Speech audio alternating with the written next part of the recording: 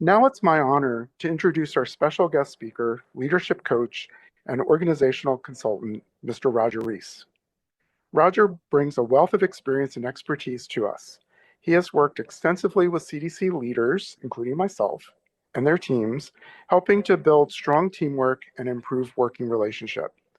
Before stepping into the world of coaching and consulting, Roger spent 24 years in corporate executive management in the private sector, holding vice president of marketing roles at 3 software companies. He also has 26 years of executive coaching and consulting experience through his firm, Roger Reece Seminars. During this time, Roger has worked with a wide array of clients across both the private and public sectors. Among his federal government clients are agencies like CDC, NIH, FDA, CMS, EPA, Department of Treasury, FEMA, and the U.S. Armed Services, including the Army, Air Force, and Navy. Since 2009, Roger has focused exclusively on his work with CDC, where he has coached hundreds of managers and supervisors and contributed to several significant organizational transformation projects across the agency. What sets Roger apart is his ability to adapt his coaching methods to the unique needs of each client. He believes that the role of a leadership and executive coach is to help clients uncover blind spots, those things that we may not see ourselves, serve as a catalyst for meaningful change in both thinking and behavior to help his clients achieve their fullest potential. Roger is a proud U.S. Navy veteran and also holds an MBA from Emory University. It is truly an honor to have Roger with us today. I'd also like to personally add that I've been working with Roger for the past several years, and he has actually helped me grow in my branch chief position in the Injury Center. I'd also like to recognize the fact that Roger has inspired me to actually seek out my own board certification to become an executive coach. And I'm in the process of signing up for the CDC coaching program. So thank you, Roger, from me personally. So without further ado, please join me in giving a warm welcome to Mr. Roger Reece for his keynote presentation. Thank you, Jeff. Slide. I don't have a clicker. So, there we go. All right. I was in the Navy, but I was never on a ship like that. But what I want to talk about is leadership, and I want to talk about change, because it just seems to me that I was telling somebody that I haven't worn this particular suit for a long time. It's been hanging in my closet because I've been doing so much virtual coaching. In fact, almost all virtual coaching.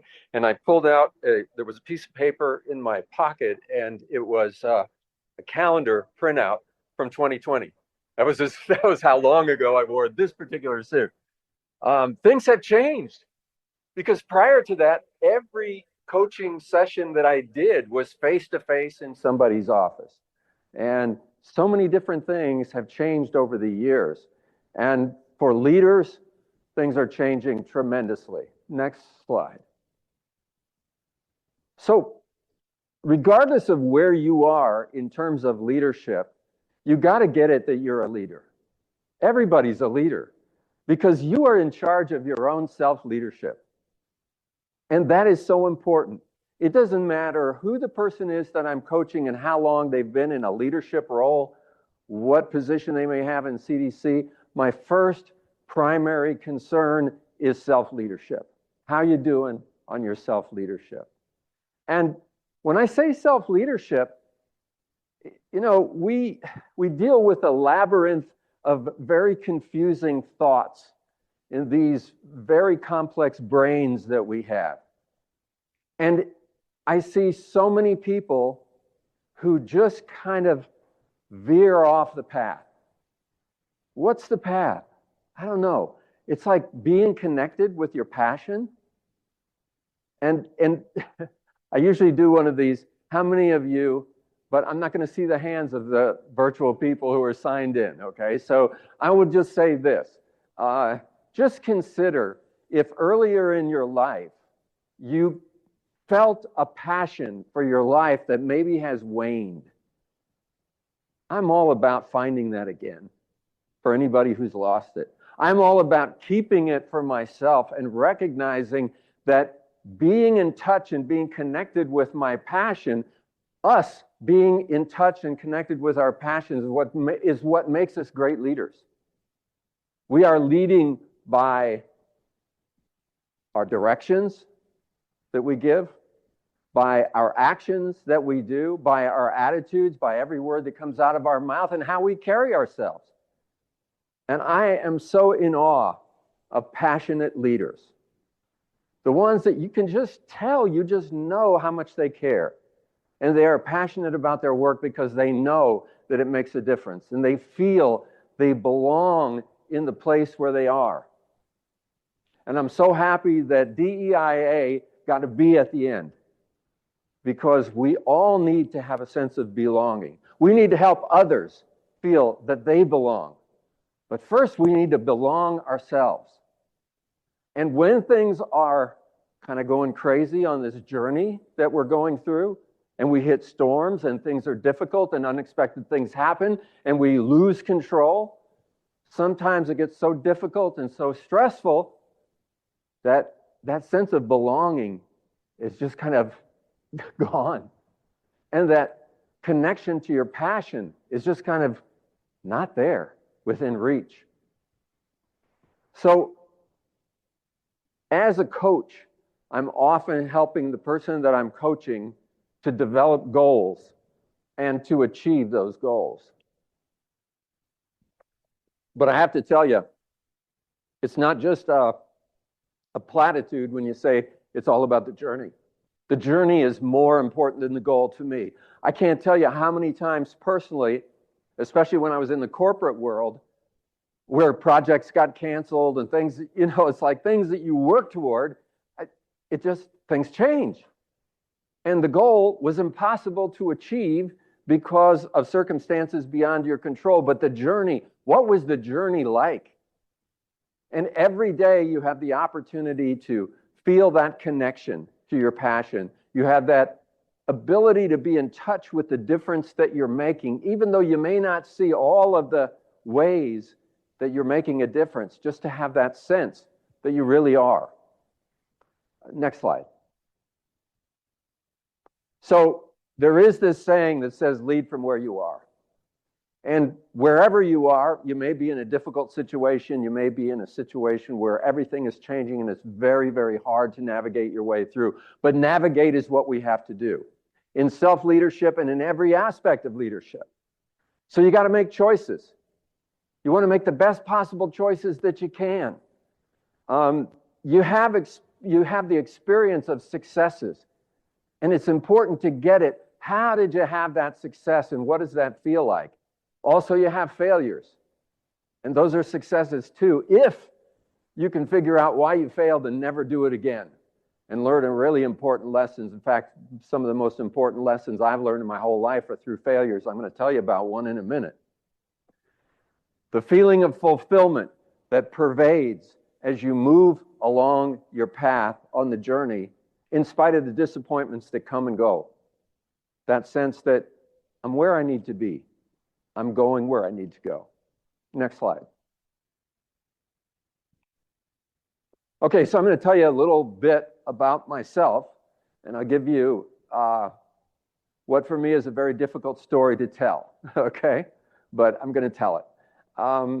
It was my path began, I would say my leadership path began in the U.S. Navy. When I was 18, I signed up for the U.S. Navy in 1970. Goes back a long time. And I got to tell you, a lot of people didn't like military service. I loved it. I absolutely loved it. I got to do things that I never done before.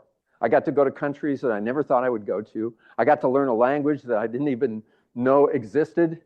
And the Navy changed my life. I grew up in those 4 years in a way that I hadn't before. And my enthusiasm about the Navy did not cause me to re-up after the 4 years and become a lifer. But I do owe a big debt to the military. I went into the business world and started climbing the corporate ladder. But it wasn't just a job to me. I was living in Silicon Valley. It was 1974, 1975, and there was so much stuff happening. The microprocessor had just been developed. Intel was like going crazy. They were one of my clients. And I was working for a software and hardware development company, and we were developing new technology that was going to change the world. And I felt, this is exciting. And as I began to climb the ladder and went from being an individual producer to a supervisor to a manager, each step of the way was completely different. And the thing that was so exciting to me is continually seeing myself doing something that I never had done before ever in my life and never thought I could do. And here I am doing it. And it just, the enthusiasm of growing and changing just kept me excited. So I went up through the ranks. I became a vice president. I was in a vice president role for 10 years. And during the last couple of years, I started really considering, is this the path I want to be on? I really don't think you have to stay on the exact same path for your entire career. Sometimes you need to step back and say, it's time for a change. But one of the things that happens often in coaching is I have somebody that's in a tough situation. Let's say, for example, they say to me, the reason that I took this job is because during the interview, I met the person I'll be reporting to, and she was so enthusiastic. She was so great, and I thought just the experience of working for her would just be absolutely fantastic, so I took the job. 3 months later, she retired. And the guy that came in to fill her shoes, I can't stand. He's a terrible leader. I've tried. I can't deal with this person. Okay, I want to leave. Yeah, there's a time to change. But I think under duress like that, it's time to figure out what's here for me. And if you can resolve it and make it work, then leave. But don't leave just because you're running away from it. I had a preacher friend one time who said these words: God puts you in a fix to fix you. If you fix the fix before you're fixed, God will put you in another fix to fix you. Okay? The fix that you're in is the fact that you didn't get the boss that you bargained for. And guess what? That's the way change happens. You were put in the fix to fix you. If you fix the fix by jumping ship and going somewhere else, you still didn't get fixed. It's going to happen. It's going to happen sooner or later. And addressing that and getting it, that part of this whole thing, it's not just about me having fun. It's about me learning, and sometimes you have to learn the hard way. And sometimes those tough situations force you to develop conflict management skills, force you to develop relationship development skills, force you to do something that I used to share with Dia all the time, which is forgive other people for not being you. Your boss is so not you. Can you forgive your boss for having blind spots in areas where you see so crystal clearly? The whole thing is, you've got blind spots too. And if we all work together, maybe we can overcome our blind spots. And maybe the best thing you can do is stay right in that situation where you are and figure out how to make it work for you and stay in touch with your passion along the way. So, as I was considering what's my next step, as I was a vice president, I started thinking about what am I excited about? And I reflected on technology. That was the thing that got me into the technology business. But now I've been in leadership for so long. What was it now? And the thing I realized, it was building teams. I love to build teams. And every time I got promoted, I got a new team. Sometimes it was a terrible team. Sometimes it was a non-existent team, and I had to build one from scratch. But in every case, it was the role of building something of value in the people, investing in people. And I met an individual who became a good friend of mine. I brought him in as a consultant to help me with some team building, and he shared with me his story about how he started his own business, his own team building business, and it got into my blood, and I finally quit my job. And in 1999, I started this business, and then came the shipwreck that I'm going to tell you about. So the shipwreck. I was all set financially for this because I had saved a lot of money and I had a pretty good life savings so that if my business didn't take off right away, I would have a cushion. Here's the problem.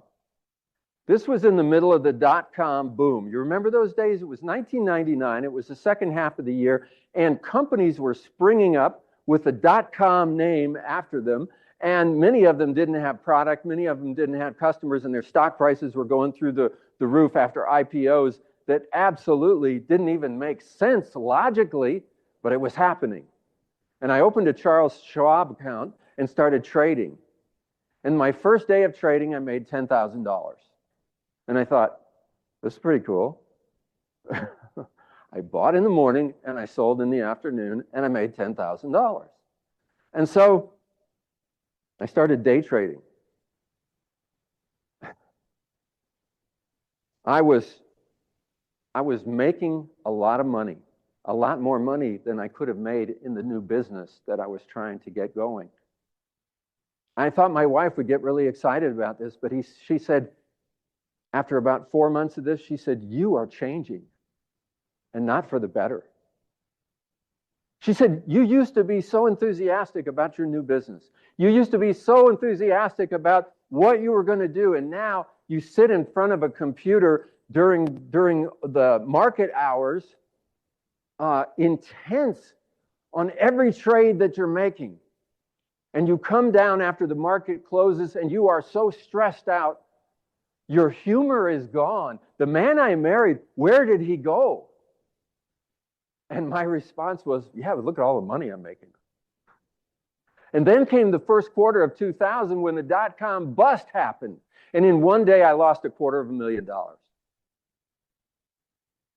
And I thought, oh my gosh, I got to get that back. You know, like a gambler. I had never been a gambler. I'd been to Vegas and never even put any money in a slot machine, let alone sitting at a crap table and, losing money that way. And here I was with this kind of gambler's disease that says, I got to get my money back. And what did I do? I proceeded to lose not only all the money that I had gained, every bit of it, but almost all of my life savings that I had started with. You talk about a fix. I mean, I remember, and my wife reflects on it when we talk about this. She said, "I have never seen you depressed, but you were so depressed. You were so just gone." And she was right. I felt like a failure. I felt like I had a tattoo across my head that said failure. I had never experienced anything like that before, and it was like an identity. I am a failure. And it was really hard for me to overcome that. It took me a long time to get through it. Go to the next slide. There we go. So this little chart here is a tool that I use in coaching. It's a very simple tool that depicts a curve, an emotional curve that we go through when things happen that are unexpected that we didn't like. Elizabeth Kubler-Ross had a more complex curve that was based on when somebody finds out they have a terminal disease and they can't believe that it's true and they want a second opinion, and then they start getting angry at God and bargaining with God and every other kind of thing that, why me? Why is this happening to me? This little curve just depicts the everyday reactions that we have to bad news. Expectations. The thing about a complex brain like the one we have as a human being is that when we visualize something and we say, okay, I'm working for CDC and I've come to work and I'm working for this really great boss. I'm going to produce great things and I'm going to learn a lot from my boss. And then your boss changes and then you get this, instead of Dr. Jekyll, you get Mr. Hyde. And all of a sudden, I've lost something. Well, what have I lost? What you lost was an idea you had of the future, almost like you created a parallel universe in which this is how it's going to unfold. This is what's going to happen to me. And then something happens and you lost it. You never had it in the first place. You got to get that. Nothing is guaranteed. Life is full of change. Whatever you think is going to happen could be different tomorrow. And as leaders, we've got to be able to adjust to the reality that we have. So what happens is you have the reaction and you go down, down, down, down. If you go down far enough, you go from the first quadrant to the second quadrant, which is just resistance. This is terrible. This shouldn't have happened. And that's when you start feeling like a victim. And then you start pointing fingers at the victimizers who did this to you. And all the seething negativity that's in there is literally robbing you of your joy, robbing you of your ability to connect with your passion, and taking you to a place that you don't want to stay, but a lot of people stay there for a long time. I had to dig my way out of this. The first thing that I did in digging my way out is get it that I am not a failure. That's an identity statement. I am not a failure. I am a leader. I made a big mistake. I mean, a bad mistake. But it's not the end of the world. And to be able to say, I failed, I'm going to learn from my failure, and I'm going to move forward, was what had to happen for me. These 4 quadrants, the next one is exploration, and that's when you start exploring seriously, how can I make this work for me? Whatever this change is, how can I make this work for me? I know a lot of people who are extremely disappointed when the presidential election turned out the way it did, because they had a certain expectation of who was going to win that election, and then it was like, oh. I think it's a shame that there's so much polarity going on. But I got to say, the reality of what's happening is something you got to adjust to, and you got to make some exploration of how do I continue my leadership growth in spite of the fact that it didn't turn out the way I thought it was going to turn out. This is what's happening. This is where you lead from, where you are. And as you start that exploration and you start to maybe get some ideas about how you can make this work for you, you cross the line to commitment. And I remember saying to my wife at one point,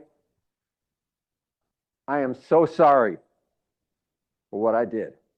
I have no excuse.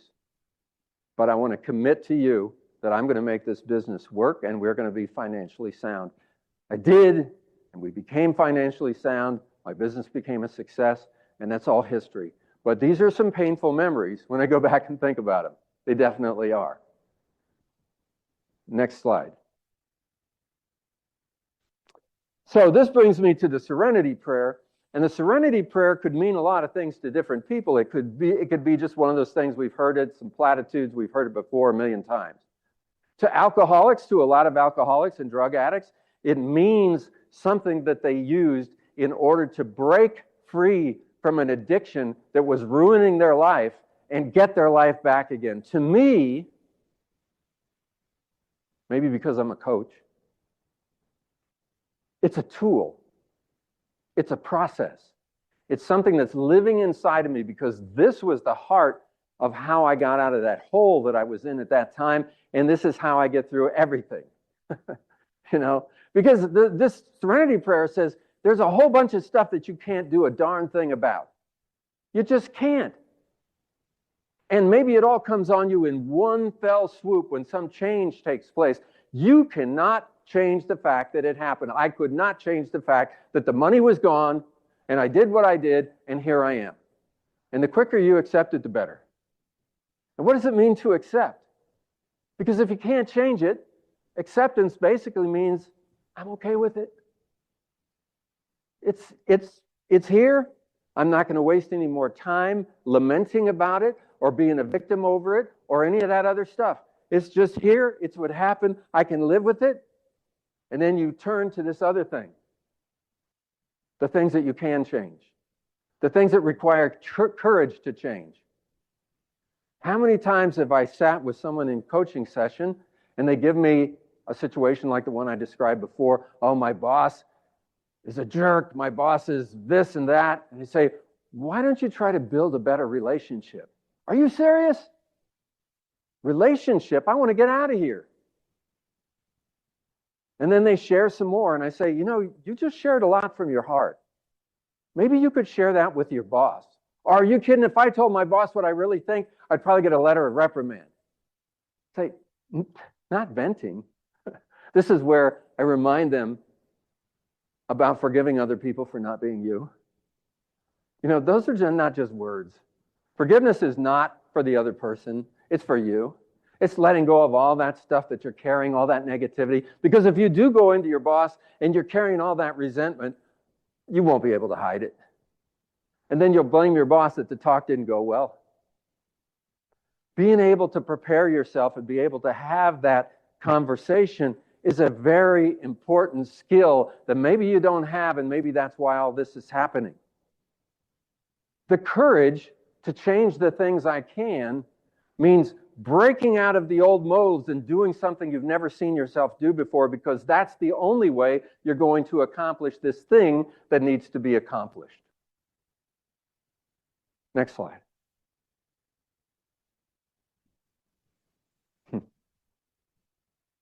So, you see the little arrows in this chart.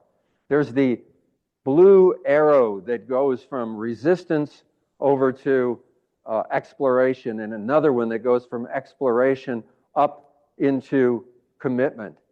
Those blue arrows represent a major shift, a major push, a major breakthrough. And the thing that I've found in coaching and the thing that I've found in leadership is sometimes it's me, sometimes it's the person I'm coaching, and sometimes it's the people they are leading. But whatever the situation, somebody's in resistance and stuck there, and either they will have to pull themselves out of it or a leader can help to guide them through. I have seen whole organizations where the entire division at CDC or branch or team has just got so much resistance, it's unbelievable.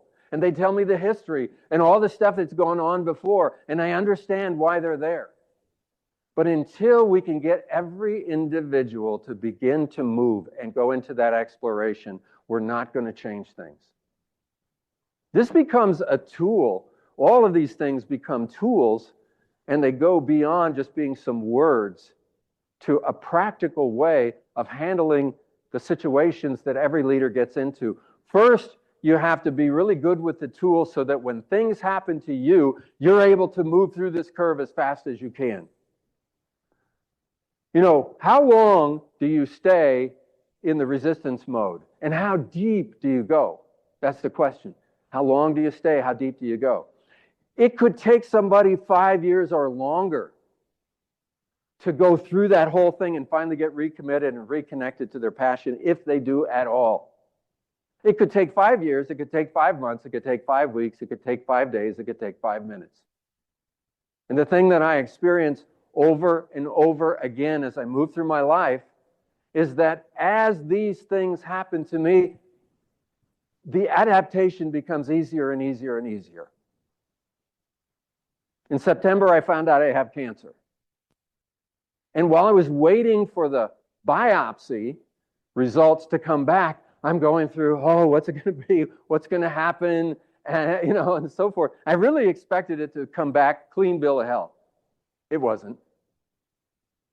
And, I surprised myself because it was like, okay, I guess I better learn about this.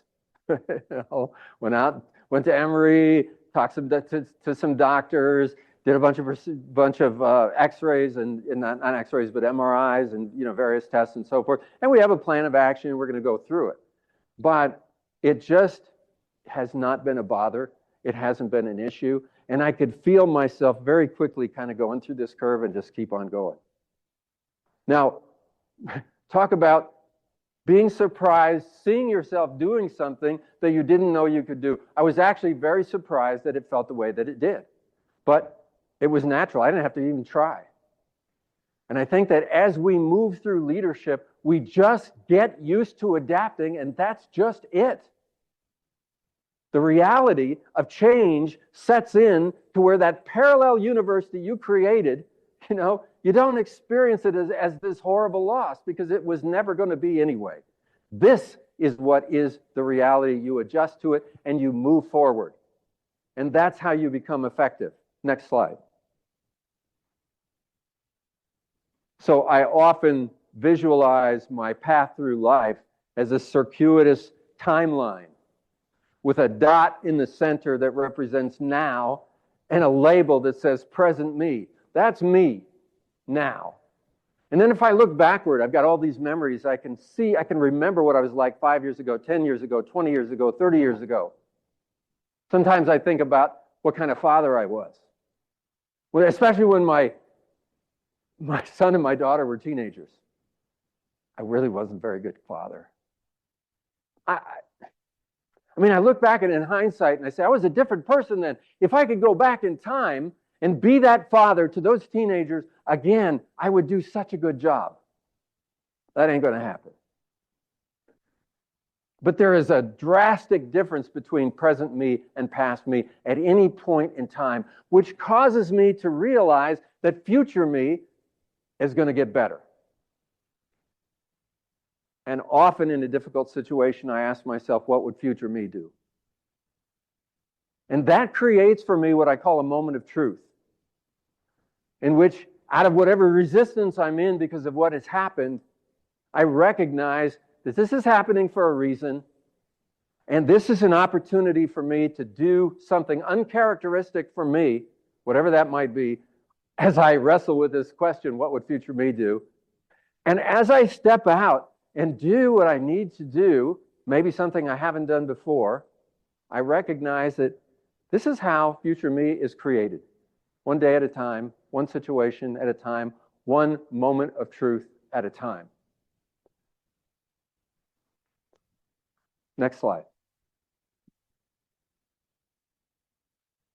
So when I first came to CDC and started working as a coach, one of my first clients was Nancy Cox, who was at that time the division director for influenza, and we were this is 2009, we were right in the middle of H1N1.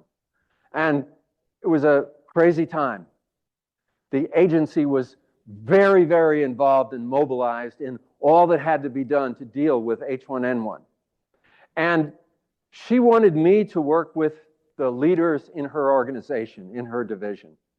And at one point, she shared with me her vision for the division itself. She said, I want to foster a work environment where everyone in the division experiences the joys of learning, growing, being part of a dynamic, committed team. And that they believe that they are truly making a difference. And as she shared those things, I just imagined, what if everybody really felt that way? I mean, really deep down felt that way, or were connected to their passion, knowing that they make a difference, knowing that they belong here, knowing that this is the right place for me to be at the right time. What a great world that would be. What a great division that would be. What a great environment that would be. I'm signed up.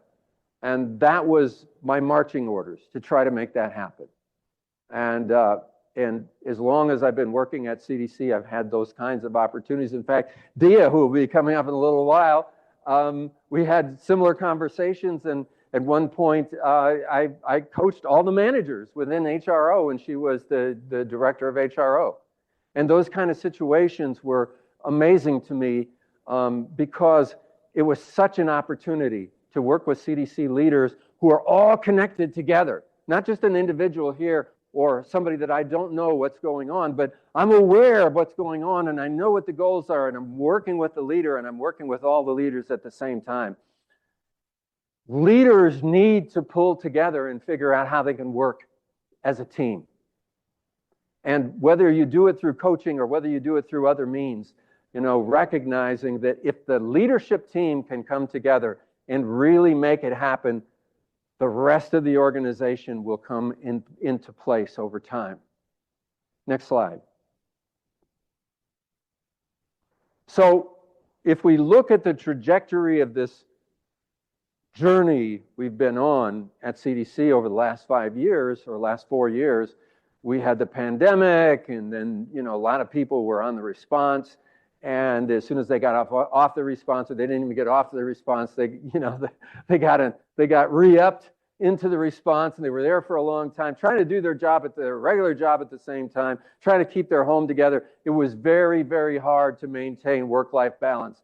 Then what used to be just taken for granted, that we could all see each other every day and meet together, changed as we became remote, and the challenges of just trying to pull it all together, and as a leader to have teamwork and everybody feel like that they're on a team. And as we move through this, then reorganizations across CDC, structural changes that affected people in all kinds of ways. All along the way, many of these curves happening with many people simultaneously. And now we have a new administration next month. And so many unknowns. We don't know what's going to happen. It's hard sometimes when you have no idea what's going to happen, especially if you listen to rumors or you start conjuring up these negative ideas about what's going to happen. Wait and see. One thing is for sure, we will need really good leaders. We need leaders anytime there's change. We have always needed good leaders. And next slide. And my hope is that if nothing else, I can encourage people who are listening to this message to take seriously the leadership role that you have and to let it grow, because this agency needs leaders. I do 360s, and the difference between the 360s I do and what most people do is I don't use the Survey Monkey approach. I have live interviews with people, and I sit down with them for an hour, and I have 52 statements that I read to them, and I ask them to rate from 1 to 5. 1 is this person's really bad. 5, this person is really good. And this particular statement, I always wait for this one because I want to hear what they're going to say. It goes like this: this person is a source of strength and assurance in times of uncertainty. And some people will give them a 1. And I'll say, why'd you give them a 1? And they'll say, oh, the past 6 months have been horrible. The changes going on and so forth. And then every time we have a meeting, this guy gets up and just starts venting about how bad the people above him are, and nobody talks to anybody, and everything is a mess, and this reorganization shouldn't have happened, and blah, blah, blah, destabilizing all of us. It's really been hard for us. And then there's the people that give the 5s, and I say, why'd you give a 5? And they say, last 6 months have really been horrible, really been difficult. We don't know what's going on. But this leader was so amazing. She would bring us together in a meeting and allow us to just sort of say what was on our mind. And she would say, I don't know what's going on either. I don't have to lead. It's really clear what we need to do. This is where we need to focus our attention. These are the things that we need to do. All this other stuff's going to sort itself out. Don't worry about that. Let's focus on this. Gee, sounds like the serenity prayer. Focus on the things that you can change, not the things that you can't. But leaders ought to be able to be a source of strength and assurance in times of uncertainty. But if you can't find your own source of strength and assurance within yourself in times of uncertainty, you need to work on it. Next slide. So,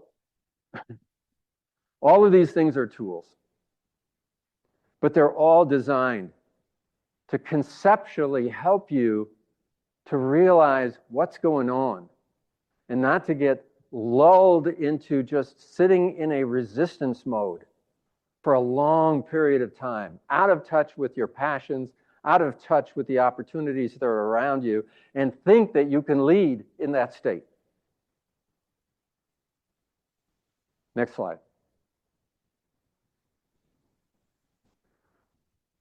So my hope is that for anyone who has found themselves in that resistance mode, or may find themselves in that resistance mode sometime in the future, which all of us will, that you have a way to renew your commitment to the mission, to your leadership development, to your team, to the people around you, and to your own sense of belonging. Next slide. I want to conclude with this. I'm always dismayed to hear that a really good leader at CDC is retiring or leaving, because I think, who's going to fill their shoes? Who's going to be able to do what this person has done? They've done so much. But you know what? There's always going to be people to come in. I hope that the people that come in can do as good of a job. But the new wave of leaders is being developed right now. I can't tell you how many times I'm coaching a GS13 who says, I want to get promoted, but I'm looking for a non-supervisory 14. I get too far away from the work if I'm a team lead. And I got all that administrative headache and all that. I don't want to have to deal with that. I want to do the fun stuff. And then I have to try to share my perspective. You know, there's a reward system that comes from being an individual producer. And it's a really obvious one. You really feel great, you're growing and so forth. But the thing that I discovered in my own path was there's another reward system in leadership when you take on those leadership roles. It got into my blood. And you know, I wasn't just moving up the ladder because I just wanted to get promoted. It was exciting to be able to make a difference. And what a difference you can make when your sphere of influence is greater. You know, when you're at the bottom of the pyramid, you can complain about a lot of stuff. You can't change a lot of the things above you in the structure. But as you move up, you find over the course of a career that you are one of the decision makers and you can make a difference. It's a path that has rewards, like when you see somebody getting promoted and you realize that's the person I coached for 2 years. Wow, it's really paying off. And you get so excited about their life and how it's changed. You get so excited about what you're able to accomplish through a group of people, all of them on fire, making things happening, things that you never could have produced on your own as an individual producer. As you start to get that into your blood, you can become part of the new wave that will make a difference in this agency going forward. Thank you.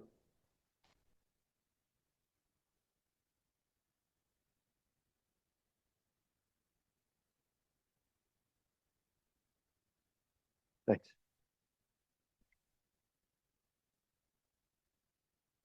Yeah. Thank you, Roger. Sure. Wow, that was absolutely amazing. I want to give you another hand. I think your message was the message that many of us needed to hear in the midst of all of the change that's happening within the world itself and within our organization as a whole. I'm going to ask you one question, and I know we have a ton of questions. I saw them as they were coming in. We have over 1,000 people on the Zoom, which is amazing. And so what strategies have you found most effective in building strong collaborative teams in the midst of change? Okay, well, here's the thing. When you have a high pressure environment and there's a lot of stuff going on, as we should, we get focused on the mission. We get focused on projects. And I'm sure you've all been in like standing weekly meetings when we go around the room and everybody tells what they've been working on and announcements are happening.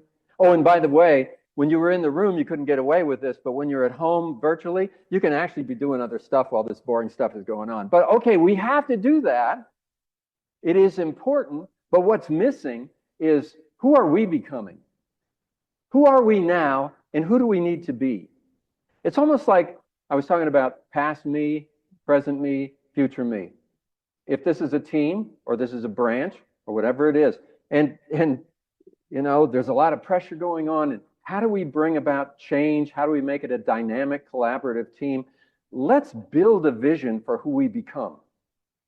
What do we want to be like? And let's, in every meeting, dedicate some time to get people to share about that, to get them enthusiastic about it, to do gap analysis and look at how we need to change and make it as active a mission as the primary mission that we have. And by doing that, it really makes a difference. Absolutely. That is sage advice as we really think about it, getting focused and remaining focused on the mission and how we as individuals can contribute to that, even if I almost said all hell is breaking loose around us. That's true. But again, staying focused on the mission, I think, is absolutely key. So thank you for that. I'm going to look to our AD for comms, because again, I saw a ton of questions coming in. And so I'm going to pitch to you, Angela, to see if we have questions, and then we'll ask questions in the room. Thank you so much. Our first question is, what is the most important question we can ask ourselves to ensure we stay connected with our passion and can actually truly identify and find our passion? Yeah. Well, I think that identification is important. And that's one of the things I do as a coach when I'm talking to people. And you can do it yourself. It's asking the question, what am I passionate about? Start to build a list. Some people have a hard time just coming up with one thing, okay, unfortunately. And other people, it's like, they're on the second piece of paper. But what am I passionate about? And then you start going back to past me. What was I passionate about if the same question was asked 10 years ago? What was I passionate about 20 years ago, depending on your age? And to go back and see, how's things changed? From past me to present me, did I lose something in the process? And that's where I start. And then, we find the passion, which is like a candle, and we want to turn it into a bonfire. We want to build on it. We want to make it alive again. And I personally, I use a lot of different tools to go through the process of discussing and understanding and connecting. And it doesn't always work, but that's the goal. All right, thank you. Okay, our next question. Many folks here at CDC are non-supervisory, but with lots of experience, say 20 to 30 years, and a lot of leadership potential. How can CDC tap into that? And how can folks proactively share that wisdom and leadership without actually being in a leadership role? Could you please give some examples? Thank you. Well, that's an interesting question, because I can't tell you how many times I get on, like I'm doing a session with a group virtually, and they all have their cameras turned off. And nobody shares. I ask a question, crickets. And I know there are people who are logged into this call who are very smart and very talented and have had wonderful experiences that could be shared that would make a difference if they would just share. And, we'll go back to the serenity prayer, the courage to change the things I can. Sometimes, maybe it doesn't feel like it, but it takes courage to turn on your camera. It takes courage to speak up when you're not sure how it's going to be taken. A lot of people will use the excuse that they're an introvert. I'm an introvert. A lot of people say, you're an introvert? You don't act like an introvert. I say I'm a recovering introvert. Okay? I've worked on it for a lot of years, because when I first got into the workplace, I would go into meetings and I was Mr. Sponge. I didn't say anything. I'm just soaking it all up. And then even after 5 years, I'm still trying to be the sponge, and I start to realize I need to share what's inside me with other people. There's a lot of value and a lot of experience, but I wasn't used to doing it. So I learned. All right, so we'll pause for a moment with our online questions and see if there are any questions in the room. We have mics on both sides. If not, I have a question for Roger, or we'll go back to, let's see, I do see someone rising. Excellent. Okay. Hi, Roger. Hey. Okay, so my question is about the curve with the resistance and exploration. Yeah. I think it's really exhausting being in the resistance part, but it's very exhausting to move out of it and up the curve, right? And it's one thing if you're going into like different resistances and you learn and you get better at it, but my question is about when you keep finding yourself back in the same resistance, like either sliding back down that curve or ending back up there again when you fought so hard to get out of it. So do you have any advice for that sort of cyclical pattern? Thanks. Well, I just have to say welcome to the world that we live in. I don't think you ever get rid of the curve. What you do is you shorten the depth and the length of time that you're there.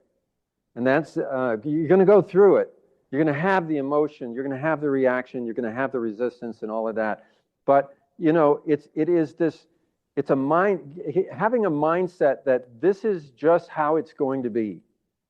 And you and I have had many conversations about the very specific things that you're up against. And lately, I'm not sure what they all are because we haven't talked for a while, but you know, I know the environment that you're in, and there's so many changes and so many things happening. But I also know that you are a born leader. I know that from working with you. And I know that all the conversations that we had about your leadership will bear fruit. And that as you go through those things and you realize that's just the process of adaptation, you just get good at it and show the people around you, demonstrate to them how we get through it. How on the other side, as things have changed, you're ready to respond to them in a positive way. So Roger, I want to, before we go back to the questions that have come in online, I want to ask you a question about blind spots as leaders, because I know that was one thing that we worked a lot on in trying to identify blind spots and trying to develop strategies to overcome those. And so what advice do you give, or how do you help managers recognize they have blind spots? Well, blind spots are tough to uncover as a coach when the only person you know is the person with the blind spot, right? It's much easier if as a coach, I'm working with a whole lot of people who all work together, and I have a better understanding of how this person is seen by other people. That's one of the reasons that I do live interview 360s, because I have dialogue with people who have met this individual. And I get their perception of how they see them. And I turn that around into a discussion with the individual that I'm coaching, and I'm saying, this may be hard for you to take, but I want to give you the feedback of how you are seen by others. And I don't identify who said what, and I disguise things that you might be able to deduce from that, but I help them to recognize that there is an opportunity for change here if you can receive it. Now, in the situation where the only person I know is the person that I'm coaching, then it's just a questioning process. And since I've been doing coaching for 25 years, I think as I look at past me, when I first began coaching, I didn't have the instincts that I have today in being able to hear what's being said, read between the lines, and from that begin to see a blind spot that's there. Excellent, excellent. I think we have just a couple more minutes. We'll ask one more question, and then I'll do our wrap up. Thank you so much. Roger, what is one thing that each of us can do today to help move ourselves closer to our future me? To our future me, like future me. Oh, what can I do today to help me move closer to future me? Yeah. Okay. So think of yourself as your own coach. In fact, I often, when talking to myself, which I do, I admit it, when talking to myself, I refer to myself as this character, as though this is the person I'm raising like a child. This is the person who I am coaching. And as I think about this character almost in third person, it allows me to step back and consider how other people see me and what really would be good to change. And the moments of truth are those moments when you sit there and you honestly take a brutally honest look at yourself and say, what needs to change? What needs to change? And then you hear it. And in the moment of truth, you start the process of change, which is how you create future me. Yeah. Roger, again, thank you so much. I want us to, again, give Roger a round of applause. This has been an absolutely amazing kind of wrap up to our leadership speaker series this year. This is our last one this year. And so I want to say a personal thank you, and thank you from all our participants for coming today and for sharing your expertise. If you can see all the applause and the hearts and the thank yous, your message was definitely well received. So I also want to thank Jeff for doing an awesome introduction for us today, and also helping to connect to the benefit of coaching for us as leaders. And so again, Roger, thank you. Thank you so again. much. Thank you. All right, so I'll stay here and do a couple of wrap-ups as we get ready to conclude today. So I want to thank you to our CDC and ATSDR, our colleagues who joined us online, and specifically those who joined us in the building today. This, again, is our last speaker series for the year. We are excited to announce that because of the great feedback that we've received on these sessions, it will continue into 2025. And if I can get to my notes, we want to make sure that you mark your calendars for our next session, Wednesday, February the 19th. We will welcome President Jerry W. Jerry W. Moorhead, who is the 22nd president of the University of Georgia. And so again, mark your calendar, February the 19th, and we look forward to seeing everyone in those sessions. Again, I want to wish each of you a wonderful Wednesday and a wonderful rest of this year as you get ready to take time, hopefully, off for the rest of the year to recharge and renew and get ready for what's ahead of us in 2025. So again, thank you all for coming out. Thank you, Roger, for your excellent advice today and your words of wisdom. And we look forward to future sessions with our employees and leaders. Thank you again. Thank you so much.